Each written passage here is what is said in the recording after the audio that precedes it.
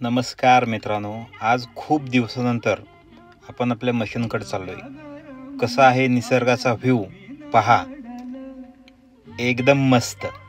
निसर्गाची किमया। पाऊस पडल्यामुळे वातावरण एकदम शांत आहे, वारा नाही। इथे आमची राणी चालू आहे, काम करायचं चालू आहे।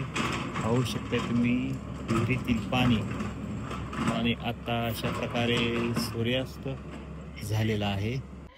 दिवस उगवला की आमच्या मागे नवीन कोटाने सुरूच झाले।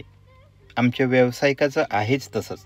दिवस उगवला की सुरुवातीला मशीन सुरू असली की बाकीचं काही टेन्शन नाही, आपली कमाई सुरू असते। सकाळी सकाळी मशीनचं काम सुरू झालं की मनाला खूप बरं वाटतं।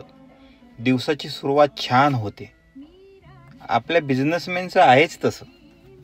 आपण काहीही करू, आपला इन्कम सुरू राहायला पाहिजे। आणि इथं चालू आहे जत साईडला शेती डेव्हलपमेंटचं काम। आणि पाहतो तर काय विहीर, ते पण निळसर पाणी। मला तर काय पोहण्याचा मोह आवरलाच नाही। मग काय शेवटी जय बजरंगबली बोलून टाकली एक उडी आणि पाण्यामध्ये मनसोक्त आनंद घेतला पोहण्याचा। ही मज्जा फक्त गावाकडे भेटते, शहरात भेटना।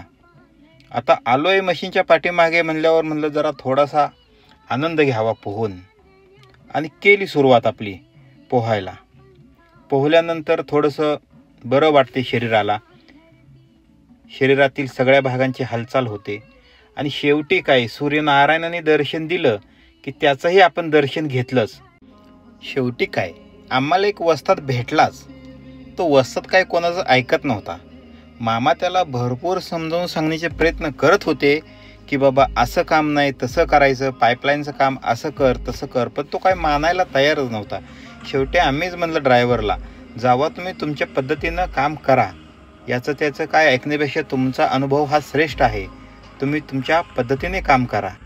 या सगळ्या गोष्टीवरून फक्त एकच लक्षात आले, आपला व्यवसाय लहान असो अथवा मोठा असो, आपला व्यवसाय हा आपलाच असतो।